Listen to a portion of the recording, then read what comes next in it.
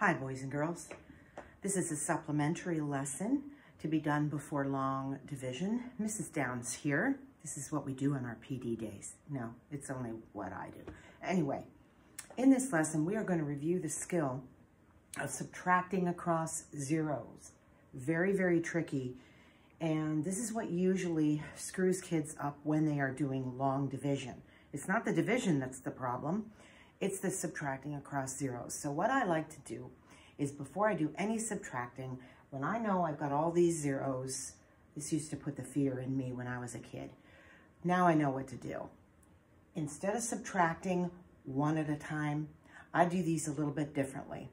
I go all the way to my whole number and I start borrowing from there.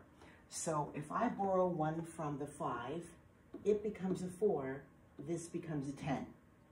But then I know I'm going to have to borrow here too, so this 10 becomes a 9, and this becomes a 10. But once again, I know I'm still going to have to borrow, so this 10 becomes a 9, and finally this becomes a 10. Now at this point, I can go ahead and subtract all the way along, knowing I've done all the borrowing ahead of time, and I'm most likely to get it correct. So 10 minus 2 is 8. 9 minus 0 is 9. 9 minus 1 is 8. And 4 minus 4 is 0. So I get my answer of 898. Now, of course, to check this, if you don't believe me, I'm gonna check it for you. I take my 4,102.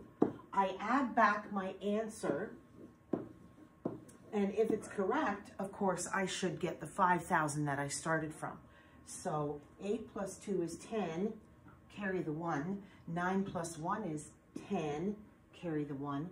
8 plus 1 is 9, plus 1 is 10, carry the 1. And 4 plus my carried 1 is 5. So you can see that when I check my answer, I'm correct.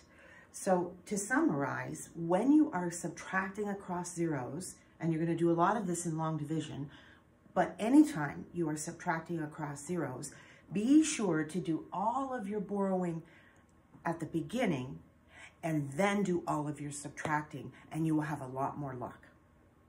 Good luck. Thanks for listening. Bye now.